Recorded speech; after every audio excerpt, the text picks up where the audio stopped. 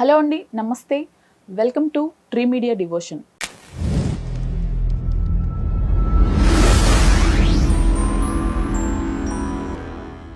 రెండు 2024 ద్వాదశి రాశులు జూన్ నెలకి సంబంధించి రాశి ఫలాలు తెలియచేయటానికి మనతో పాటు ఉన్నారు ప్రముఖ జ్యోతిష్యులు బ్రహ్మశ్రీ నందిబట్ల శ్రీహరి శర్మ గారు. నమస్తే సార్. వాగర్థావివ సంపృక్తౌ వాగర్థ ప్రతిపత్తయే జగతః పితరౌ వందే పార్వతీ పరమేశ్వరౌ. సదాశివసమారంభాం శంకరాచార్య మధ్యమాం అస్మదాచార్య పర్యంతం వందే గురుపరంపరాం. ఆదిత్యాయ చ సోమాయ మంగళాయ బుధాయ చ గురుశుక్రశనిభ్యశ్చ రాహవే కేతవే నమః. గురువుగారు, మీన రాశి వారికి జూన్ నెలలో ఎలా ఉండబోతుంది సార్? మీనరాశి వారికి సంబంధించి జూన్ నెలలో ఏ విధంగా ఉండబోతుందో తెలుసుకునే ముందు ఈ యొక్క మీనరాశిలో జన్మించినటువంటి వారికి గ్రహ సంచారం ఏ విధంగా ఉందో ముందు తెలుసుకుందాం. రాశిలోనే రాహువు, 12వ ఇంట శని, 2వ ఇంట కుజుడు, మరియు తృతీయ ముందు రవి, గురు, బుధ, శుక్ర, మరియు సప్తమ ముందు కేతు. ప్రధానంగా చూసుకున్నట్లయితే గ్రహ సంచారము అనుకూలంగా లేని కారణం చేత ప్రతిదీ కూడా సమస్యగానే భావిస్తారు. ఎలాంటి సమస్యలు వస్తాయి, ఏ విధంగా దాని నుంచి బయటపడాలనే విషయాన్ని తెలుసుకునే ముందు కనుక చూసుకున్నట్లయితే ఈ యొక్క కుటుంబ స్థానంలో కుజ ప్రభావం జూన్ నెల మొత్తం కూడా ఉంటుంది. మీకు మీ యొక్క వాక్కు అనేటువంటిది త్వరితగతిన రావడం, మీ యొక్క కుటుంబ సభ్యులు కానీ, మీ తోటి స్నేహితులతో కానీ, మీ తోటి ఉద్యోగస్తులకు కానీ కొంత ఇబ్బందికరంగా ఫీల్ అవుతారు.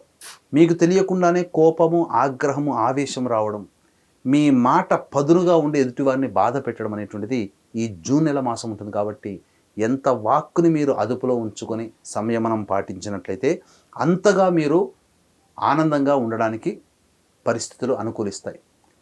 తృతీయ ముందు సంచార ప్రభావం, గ్రహ సంచార ప్రభావం మీకు ఎడతెరిపి లేని ఆనందాన్ని, అనగా ఉత్సాహం, పరాక్రమం అంటారు, కరేజ్ అంటారు కదా, మీరు ఏ పనైనా చేయగలుగుతారనేటువంటి ఒక ఆలోచన మీలో ఉండడం అనేటువంటిది మీకు ప్లస్ పాయింట్గా ఈ జూన్ నెలలో మారుతుంది. కానీ అత్యుత్సాహము అన్నిటికంట చేటు చేస్తుందనే విషయాన్ని దృష్టిలో పెట్టుకొని మీరు ప్రయాణం సాగించండి.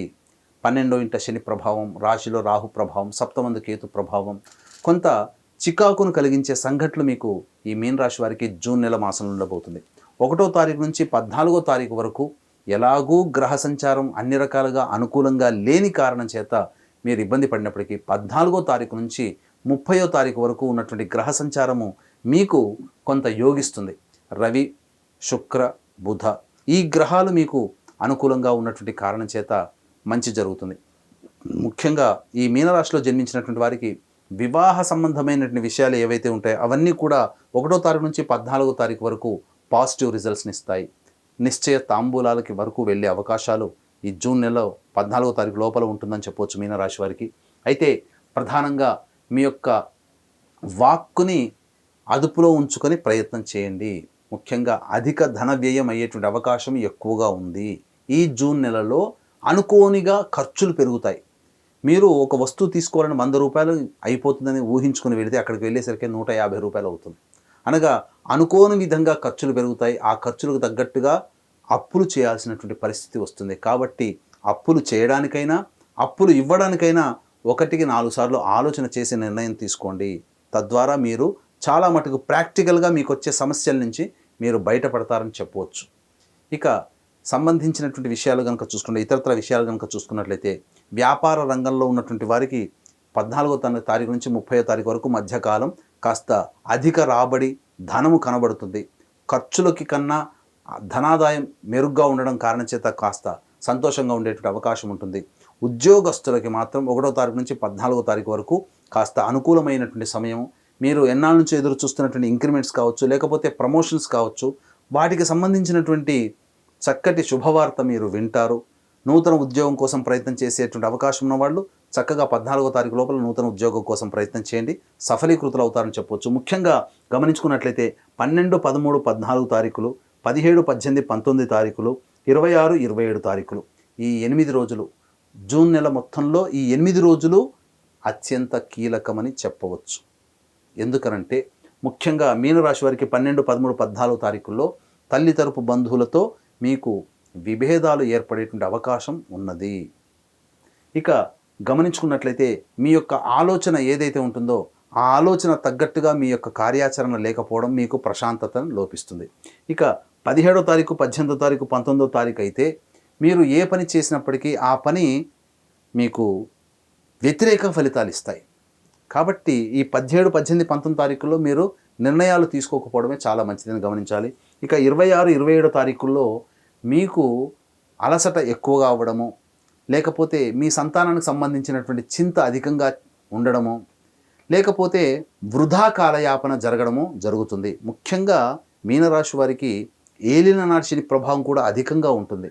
ఇంకా 5.5, 6 సంవత్సరాల పాటు ఈ యొక్క ఏలినాటి శని ప్రభావం నుంచి గురి కావాల్సి వస్తుంది. కాబట్టి ఏది ఏమైనప్పటికీ కూడాను రాశిలో రాహువు, సప్తమందు కేతువు, వాక్స్థానంలో కుజుడు, 12వ ఇంట శని, ఇక తృతీయమందు శుభగ్రహాలు. ఈ కారణం చేత అనేక రకాలుగా ఈ యొక్క జూన్ నెల మాసం మాత్రం సంపూర్ణంగా ప్రశాంతత ఉండదు. దీనికి మించి ఈ తేదీలు 12, 13, 14, 17, 18, 19, 26, 27 తేదీలు ఇంకా మీకు అనుకూలంగా లేని కారణం చేత మీకు సమస్యలు అనేటువంటివి పెరుగుతున్నాయి. కాబట్టి దీన్ని దృష్టిలో ఉంచుకొని దైవ అనుగ్రహంతో మీరు ముందడుగు వేయండి.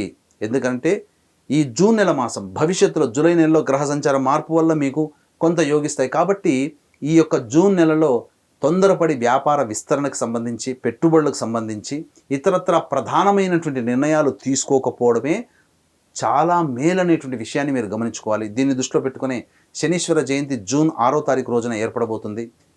జూన్ 6వ తారీఖు రోజున మా పీఠం ఆధ్వర్యంలో శనీశ్వర హోమం, అఘోర పాశుపత మంత్ర హోమంతో పాటు విద్య, ఉద్యోగం, వివాహం, అనారోగ్య సమస్యలకి 18 రకాల హోమాలు కేవలం 1200 రూపాయలకే మీ గోతనామాదులతో జరిపించడం జరుగుతుంది. కాబట్టి అవకాశం ఉన్నవాళ్ళు కార్యక్రమ తదనంతరం కాంటాక్ట్ చేసి పూర్తి వివరాలు తెలుసుకోవచ్చు.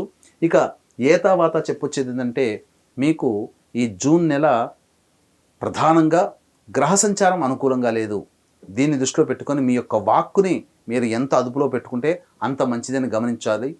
తోటి ఉద్యోగస్తులు కావచ్చు, పరిచయస్తులు కావచ్చు, స్నేహితులు కావచ్చు, జీవిత భాగస్వామి కావచ్చు, వ్యాపార భాగస్వామి కావచ్చు, ఎవరైతే మీరు మీకు లాభం కోసం చేసి ఉంటారో, మీ లాభం కోసం మీరు ఏ ప్రయత్నం చేస్తారో, ఎవరితో కలిసి ప్రయత్నం చేస్తుంటారో వాళ్ళ వల్ల మీకు సమస్యలు ఎదురవుతాయి. కాబట్టి జాగ్రత్తలు పాటించండి. గృహ మార్పులు కనబడుతున్నాయి. 14 నుంచి 30 తారీఖు మధ్య కాలంలో గృహ మార్పు అనేటువంటిది కనబడుతుంది. వాహనానికి సంబంధించినటువంటి కొనుగోలు చేసేటువంటి అవకాశం ఎక్కువగా ఉంటుంది. ముఖ్యంగా 2 అడుగులు ముందుకు వేస్తే వెనకడుగు 4 వేస్తారు.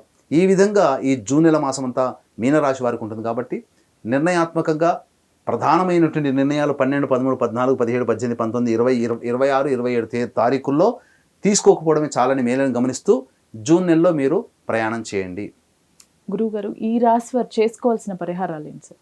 ప్రధానంగా ఈ రాశి వారు ప్రతిరోజు కూడాను సుబ్రహ్మణ్య భుజంగ స్తోత్ర పారాయణం, కాలభైరవ అష్టక పారాయణం రోజుకి 3 సార్లు పారాయణం చేయండి.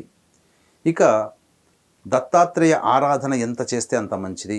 మీరు గురువారం నాడు ఉపవాస నియమాన్ని పాటిస్తూ ఈ గురువారం రోజున దత్తాత్రేయుడికి లేదంటే ఈశ్వరుడికి మీరు అభిషేకం జరిపించండి. తేనెతో అభిషేకం జరిపించండి.